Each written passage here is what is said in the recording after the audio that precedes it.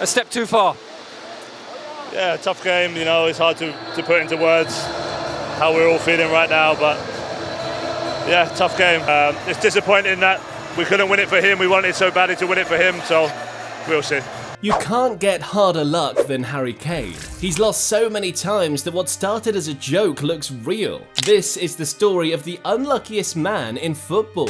Harry Kane was born July 28, 1993, and from an early age, Kane always wanted to play football. He joined Ridgeway Rovers and started his football journey there before playing for Arsenal's academy. But the Harry Kane you know now wasn't the one then. He was released after the club deemed him to be too chubby and very unathletic. He looked like 7-year-old me. Still, Kane didn't let this decision affect him. He continued to work hard, returned to Ridgeway Rovers, and kept on training until one day it all just clicked for him. He had a growth spurt at Watford that made him physically grow taller and build more muscle. And by this time, Spurs, who had rejected him early on, gave him a second chance to join the academy with another trial. He passed it and he was in. At Spurs, Kane had to go in the hard way. During his early days at the club, Spurs had players like Jermaine Defoe, so it was always going to be hard to break into the first team. Kane had loan spells at Norwich and Leicester City, and by the time he came back at the start of the 2013-14 season, Kane was the man. Jermaine Defoe had left the club, Tottenham needed goals up top. The manager at the time was Tim Sherwood, and instead of going into the market and making a big money purchase, he decided to stick with Kane instead. The idea was to use Kane for the cup games, but he was more than that. Kane was showing just how lethal he could be in front of goal. And in 2014-15, his first full season at the club, Kane had turned into a revelation. His 21 league goals helped him win the PFA Young Player of the competition. But what's more, Sergio Aguero won the league's Golden Boot award that year with 26 goals. Kane, in his first full season with Spurs, was 5 off. Amazing. Over the next couple of years, he only got better. Under Mauricio Pochettino, Kane had become the main man in one of the scariest attacking quartets in Europe. Together with Dele Alli, Christian Eriksen, and Son Heung-min, anytime Spurs attacked, either one of the three guys was combining with Kane to deadly effect. He won the first Golden Boot award of his career that season, finishing as the Premier League's top scorer with 25 goals. But looking back at it now, I bet Kane would have traded in this award for a shot at what could have been with Spurs. See, at the time, the 2015-16 season was looking like it could turn out to become a really memorable one for Spurs. Leicester City had surprised everyone by mounting a stunning league chase with a few games left to the end of the season, but Spurs were in at second place, only 7 points behind. All they needed was for Leicester to slip up in one game, and they knew the momentum would shift massively. But if anyone slipped, it was Kane and Spurs, because at the Battle of the Bridge, it was Kane's goals that ultimately contributed to Leicester winning the league. The 2-2 draw with Chelsea meant Spurs could no longer catch up with Leicester, and the Foxes had won the league. Still, Kane's performance and his form helped him on England's plane to France for the Euros. He didn't score in the tournament, but by the time he was back, Kane picked up from where he left off in club football, continued banging the goals for Spurs. He won a second Golden Boot award again, but by now, 4 years into his Spurs career, he wanted something to show for it on a collective level. In 2018, Kane and England went to the World Cup with one of the youngest teams in the competition looking to make a statement,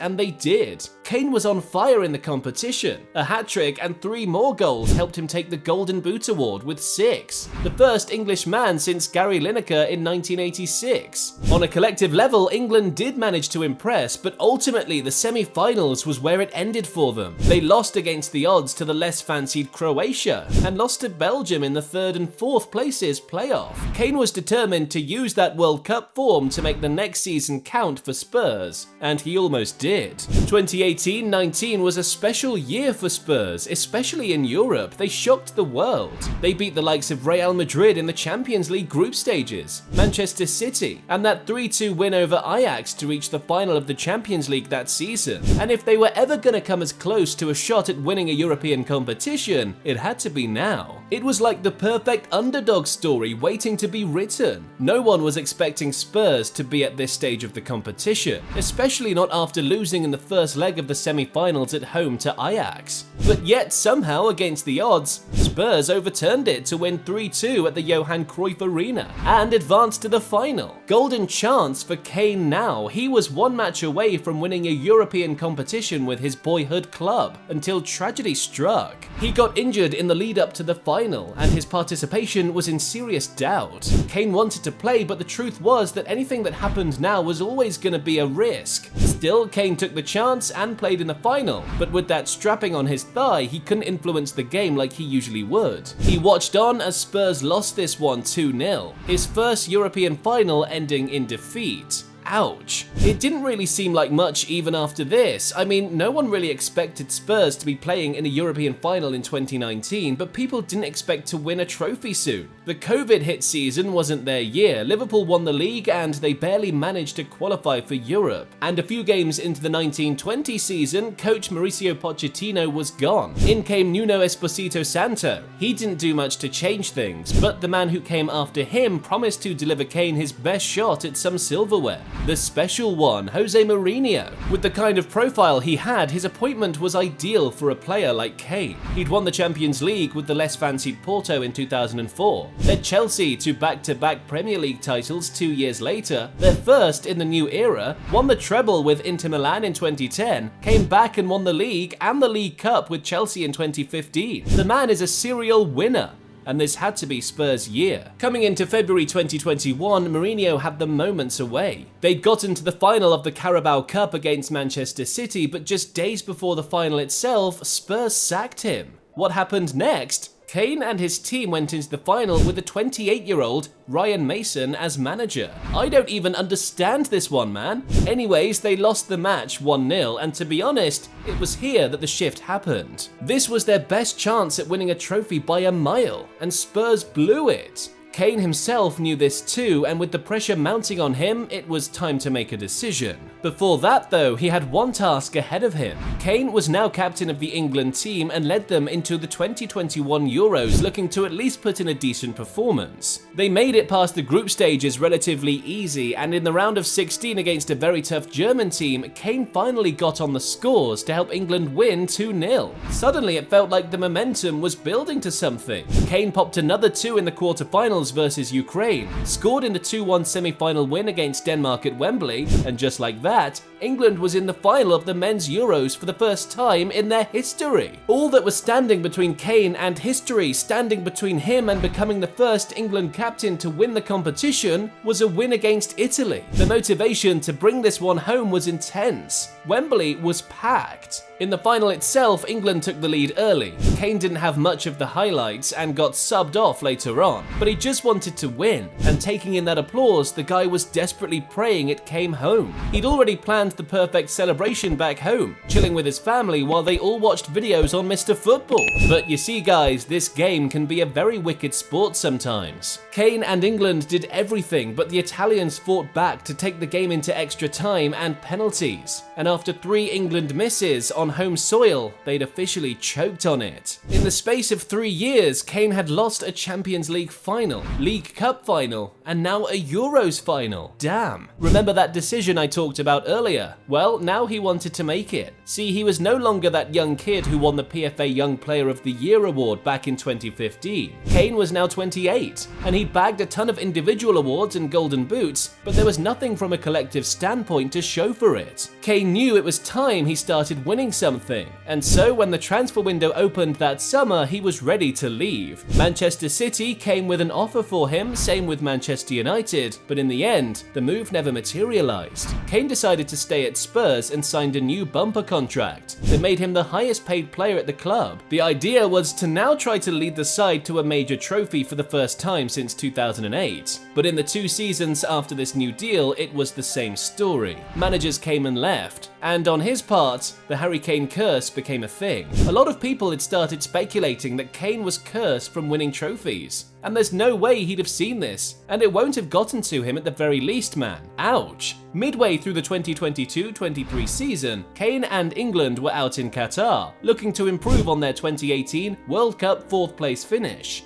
But it wasn't quite the tournament they'd hoped for. In the quarterfinals versus France, England lost 2-1, and to make it worse, Kane sent his penalty into orbit, and they got knocked out. See, Kane did score in the match to tie the game, but that penalty miss unfortunately cast a shadow on that. He was back in domestic football now, Spurs didn't even qualify for Europe, and at the end of the season, Kane wasn't just ready to leave, he was desperate too. Now 30, he'd done everything. He'd scored the goals, he was now the club's all-time record goal scorer in the Premier League and European competitions, and he'd won multiple Golden Boots and Player of the Year awards. But Kane had no trophies to show for it, which kind of went against the type of guy he was. A team player. He's like a 9.5. The guy who said this was the man who gave him his first shot at professional football, Tim Sherwood. Sherwood knew the type of guy Kane was, and so the talk of not winning anything and a curse on him was quite unfair. But that's how the game works. Kane was ready to leave. It looked like he was all set for a move to Manchester United, but Spurs and their chairman, Daniel Levy, kept saying no. Probably because they didn't want to sell him to a rival club until the offer came from abroad. The club accepted, and Kane was out of Spurs and ready for a new chapter. Bayern Munich. He was guaranteed to win here. See, before Kane's arrival, Bayern had won the Bundesliga for the last 10 years on a stretch. That doesn't even paint the full story. In that period, they'd won the treble twice in 2013 and 2020, the Bundesliga, DFB Pokal, and the Champions League, as well as multiple league and cup doubles. The choice seemed like a smart one because Kane would have the chance to finally win something on multiple fronts. In fact, it was so crazy that his first official game for Bayern just days after he signed was the German Super Cup final at home to RB Leipzig. He'd waited all his career to win something and was now one match away,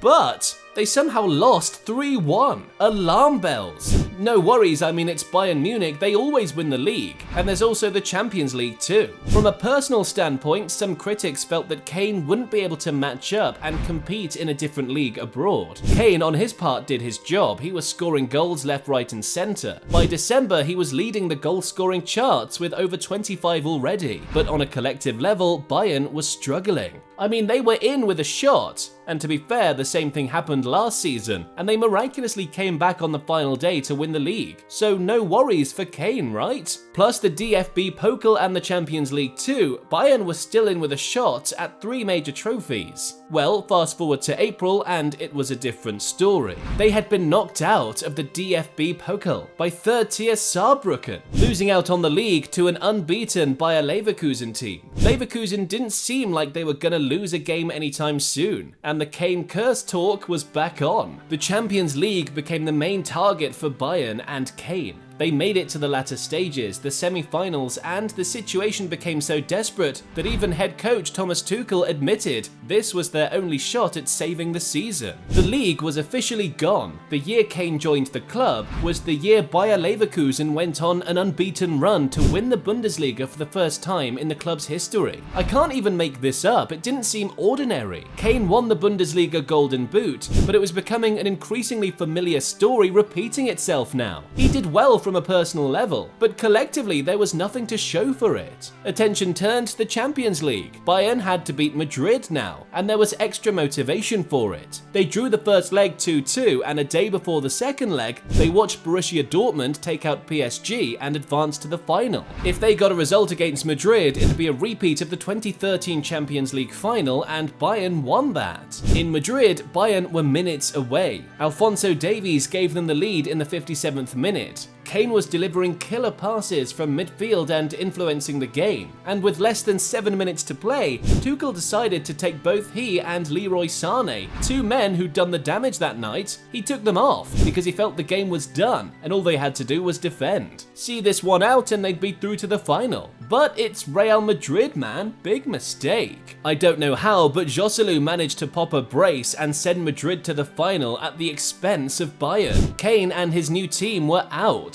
And now it was official, they'd finished the season with no trophies for the first time in like forever. The backlash on Kane after this was tough, I can't lie. The curse effect was gathering pace, but his season still wasn't over yet. Kane and England still had the Euros in Germany taking place, and he was determined determined to put in a proper shift and see how far it could take them. England were very unconvincing in the early stages. A 1-0 win over Serbia followed by draws to Denmark and Slovakia, yet they somehow managed to top their group and qualify. And they should have been knocked out against Slovenia, seconds away from the exit really, but against the odds, Jude Bellingham and Kane turned it around for England and sent them to the quarter-finals. In the quarter-finals, they won on penalties, and the momentum was building up again. In the semi-finals versus the Netherlands, Kane was on target from the spot, and Ollie Watkins scored the winner to seal a 2-1 win for England. Now they were in back-to-back finals, this time against Spain, and Kane once again knew what the deal was. Now it was pressure to the max. He was captain of a promising England team that needed to deliver. After losing the Euros final, getting to another final was an achievement on its own, but no one was going to remember that if they didn't win anything. In the final itself, England started on the back foot. The Spanish pressure was intense, and they eventually took the lead in the 57th minute. Kane himself got subbed off, but it didn't matter to him. He just wanted to see his team win. Cole Palmer drew England level off the bench, but with time running out, Mikel Oyarzabal stole in and scored the winning goal for Spain. They won it 2-1, and Kane had officially lost again. Truth is, guys, Kane is one of the best players in the world. He's just been extremely unlucky. And it's very easy to forget that this is still only his first season at Bayern. He's bound to win something eventually, but until then, the talk of a curse around him will always be real. Can't help but go back to that Bayern versus Madrid game. It was one of the games of the season. Want to see if it made the list of top moments of last season? Click the next video to find out the best moments of the 2024 football season.